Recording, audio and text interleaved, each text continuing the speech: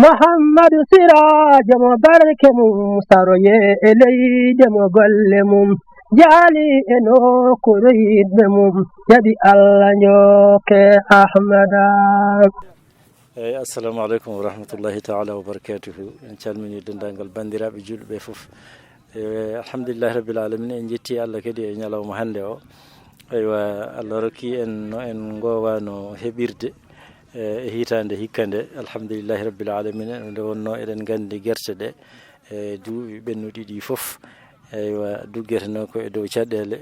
eywa ene duggueteno lewru walla ko ɓuuri lewru kono alhamdulillahi rabbil alamin hikka hitande hikka nde allah waɗani en newya mo en meeɗani hebde saabu guerte ɗe alhamdulillahi rabbil alamin dawa ko e dawi ɗiɗi dawa aset ɓennuɗo o e ñalawma talata hande o. ñalawma talata hande o alhamdulillah hawri e jokkitgol guerte ɗe te kadi allah waɗani en newya muɗum ƴiwonde mawde tooɓi gila hanki eywa faade subaka he allah newni kadi guerte ɗe ɗofama ha laaɓi joƴƴinama heddi tan ko so tawi en dañi ɗe cojji seeɗa mbawen on saaha gongde guerte ɗe kono noon alhamdulillahi yimɓeɓe beltima no fewi duggama ha laaɓi kadi hay yertere wotere kadi heddaki to nder leydi to alhamdulillahi rabbil alamin kadi nde wonno eywa dawi men ɗi dawi men ɗi eɗen gandi noon ɗi cifoftono kono hikka kam allah waɗi en newya mo en keɓani dañde alhamdulillahi rabbil alamin. eyyi ɗo dawol woni yesso meɗen ko jokkitgol makkari ndi ɗum noon ene wawi gasde so alarba janggo kala ɓe allah newnoni ene mbawi arde jokkitoygol makkari ndi. so makkari ndi jokkitama on saaha guerte ɗe gonge maaja o kadi wawa lelnede. so lelnama noon woppe wona hankkani to banggue guesa ba kam alhamdulillahi en cuusi enen banggue worɓe ɓe e heddo kadi to banggue sohnaɓe ɓe. eyyi allah jarama on jarama mi salmini dental mi juurimaɓe alhamdulillah rabbil alamin. allah nane mi erinoma madina naɓe e ko wona madina naɓe goto fof yo ara beela ne hawra e gasgol he allah noon timmini golle ɗe guesa ceerno bagasi ɗiɗo duuɓi jawtuɗi guese ceerno wonanno ko lewru ene dugge hikka noon alhamdulillah rabbil alamin allah laare aset o e alarba hande o guesa ba gasi gasidi gasgol moƴƴol jongol belgol haalde sukaɓe ma on jiye koye mon hikka alhamdulillah rabbil alamin. allah weltare nde ceerno nani hande guertem gasi no weltori ni ma allah weltinir en noon ko ni de woni almudagal ko ni de jiiɗana ɗon onon sukaɓe ko ni de jiiɗan ɗon so ceerno noddi notoɗen so yamiron immima gaare on jii hande golle mon no mbaɗen on jii en kewrani noon on jii barke mon dañƴen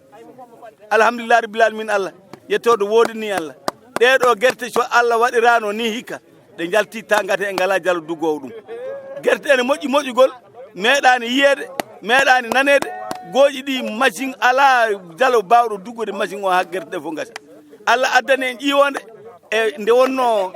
allah subhanahu wa taala ko guiɗo ceerno addani en taw woni hay gay garnoɗi joƴƴinaɗa heddi eɗen ɓora allah gayni ɗum allahumma salli ala seydina muhammadin sallam alhamdulillah rabbil alamin. allah amin jetti allah noon amin jetti ceerno habibou yo gandu gay makko peeruji sappo nen ɗo ewa omo anniyino wadde no wanno rawane ni hikka noon allah walli e barke ceerno eyyi yimɓe lomtima on sanga golle ɗe gasi e on saaha gasi gasgol moƴƴol allah jarama madina naɓe jarama sagataɓe madina naɓe jarama yo allah yoɓɓe moƴƴere ya barke senama tidiane allah jarama on jarama allahumma salli ala seydina muhammadin sallam min beltima. assalamu aleykum wa rahmatullahi taala wa barakatuhu. en calmini dendagal julɓe ɓe en calmini dendagal ummatul islamiya o fof dendagal fulɓe wiyoɓe mbimi e wimami e dendagal julɓe ɗe mbawi tawede e nder aduna he fof caggal yettude allah e julde nelaɗo allah muhammadin sallllahu alayhi wa sallam ko yettude allah wiide alhamdulillahi rabbil alamin. eyyi gonɗen ɗo ko he nder guesa ceerno meɗen ceerno ahmad tidiane baɗɗo e madina gounas guesa juurorde arano ɗo ko duggere guerte ena wayno fuɗɗano ko aset ɓennuɗo ɗo o ñande aset nde fuɗɗano duggere ena wayno hande ko ñalawma talata eɗen ɗamini so Allah jaɓi koko gasi ena hawri e nogas e go lewru octobre 2025 ɗum woni 21 octobre 2025 ɗum woni ñalawma hande o woni duggere nde ko hande kadi gasata duggugol guerte ɗe so Allah jaɓi inchallahu taala caggal yettude Allah noon e julde nelaɗo Allah Muhammadin sallallahu alayhi wa sallam ko yettude Allah e yettande julɓe ɓe fof Allah e yettande dendagal almuɓe ɓe ɗo mbawi tawede e nder aduna he fof Allah sabu ɗum ɗo ko himme mawɗo kadi ko pellital mangal kadi ko jambaragal mangal kadi ko cuusal mangal kadi ko ɓerɗe guurɗe guurgol ɓerɗe e pible moƴƴe jomum kamɓe almuɓe ɓe ɓe jogiti eɗen jetta noon ceerno meɗen moƴƴo meɗen hono ceerno Mouhamadoul Habibou mo ceerno Ahmad Tidiane Fass eɗen gandi gila ñalawma aset gila nden ko ga o woni ko ga o wondi he julɓe ɓe omo wallodira he maɓɓe to banggue duggere nde pour ha duggere nde no wawiri gasirde Allah newni noon hande Allah addi toɓo muɗum hanki jemma gila weeti kadi e subaka he wonno koye tobde Allah newni kadi toɓo ngo walliti sabu gooƴi ɗi hayso tawi a waɗani fanti sa a fooɗi tan gooƴi ɗi garat kadi alhamdoulillahi rabbil alamina ko yettude Allah guerte ɗe eɗe jibini kadi fodde ko dugga ko guerte ɗe keddaki e leydi he no wayanno e duuɓi ɓennuɗi ni so en teskima hitande ɓennude nde ɗe dugganoma ɗo fodde lewru hikka Allah newni duggugol ngol fofof ko juuti ko fof ko aset hande ko ñalawma talata en wayno fofof so rendi duggere nde fof puɗɗogol mum gasgol muɗum ko balɗe nayyi ɗum ɗon koko yettirte Allah eɗen jetta noon dendagal bandiraɓe eɗen jetta Madina naɓe eɗen jetta dendagal gureje saraji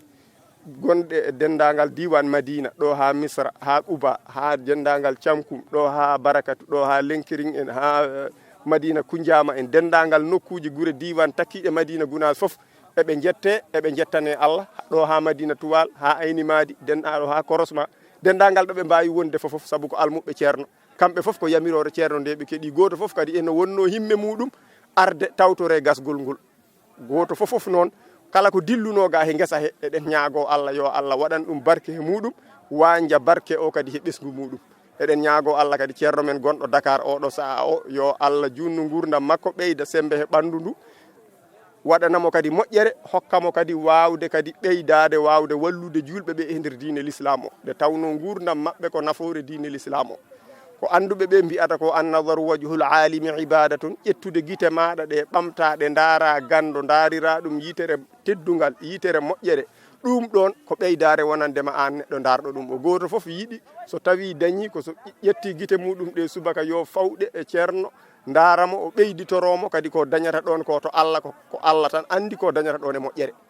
hande noon garnoɗen ɗo ko he dawol guesa ceerno duggere guerte Allah newni noon ko hande kadi gasata eɗen calmina noon dendagal julɓe ɓe fofof Madina naɓe koɓe tinniɓe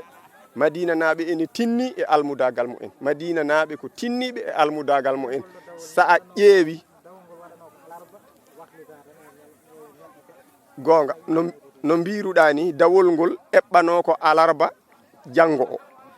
aset ɓennuɗo ɗo dawanoma gasani ɓe mbi yo watte alarba Allah newni noon mataw kamɓe mawɓe ɓe ɓe kaltidi kañum e sukaɓe fedde dariɓe he yo golle ɗe gas kamɓe fof ɓe pelliti e gure saraji ɗe kamɓe fof ɓe ballodiri ɓe batti dawol ngol talata hande Allah newni kadi wune ndiyam ari hanki jemma e hande subaka Allah newni golle ɗe fof gasi ɗum ɗon ko wune neɗɗo ko darata he golle muɗum fof ko wune o ɗum ɗo joni gasgol duggere guerte nde goto fof no yinno arde tawtore mo Allah feccani fof noon ko on dañata kono hatta arɓe eɓe garani wonɓe boowal leydi Sénégal ɗanniɓe e wonɓe ɗo e jooɗiɓe kamɓe fofof ndendi moƴƴere Allah nde ɓe tawno ceerno en koɓe yaajɓe ɓe gonani ɗo ko julɓe ɓe fofof eɗen ñaago Allah yo Allah hokku en tawtorede oɗo saaha mo wuuri ha mbawen kadi gollande seeremɓe meɗen ɓe ha ɓerɗe mabɓe ɓuuɓa tawa kadi eɗen guuri kala ko golluɗen ɗo kadi yo Allah naftiri en ɗum naftira ɗum ɓesguji meɗen eɗen calmina gardiɗo siɗo o hono ceerno Ousmane Camara kankone eɗen ñaago Allah yo Allah ɓeydanmo wallidiɓe e makko ha o wawa dañde matériel mo omo gollira ha o daña studio ha bawɗi hewde tawa kadi omo daña kadi télévision mawɗo o heɓa kadi no o golliri Allah newnanamo kadi walloɓe mo kala golle kadi ɗe o huccani Allah newna golle ɗe jotto peewa kempo newo kadi mbayano moƴƴi eɗen ñaagui Allah yo Allah hokku en tawtorede oɗo saaha mo wuuri ene wayno duggere nde gasi hande ñalawma talata 21 octobre 2025 hijiriya 1447 yo Allah waɗan en moƴƴere hokka en naftorade golle ɗe min calmini min juurima eɗen jetta ceerno Ahmadoul Habibou ceerno Amadou Tidiane Fass kanko dari hen yo Allah ɓeydamo moƴƴere yo Allah junnu gurdam makko eɗen gandi almudagal makko ɗo ceerno ɗo eɗen gandi fimde makko ɗo ceerno ɗo eɗen gandi yidde makko ɗo ceerno ɗo dendagal almuɓe makko fof yo gon ñemtimɓe ɗo makko ɗo yo Allah hokku en ɗum enene kadi koye almuɓe makko jeeyaɗen saabu en gonino Fass Gounass yo Allah waɗan en moƴƴere en calmini dendagal ɓesgu ceerno Amadou Tidiane Fass ɗo mbawi wonde aduna assalamu aleykum Muhammadu Sirajo mo barke mum saroye e leyde mo golle mum jaali e nokkuure yidɓe mum jaɓi Allah njoke Ahmada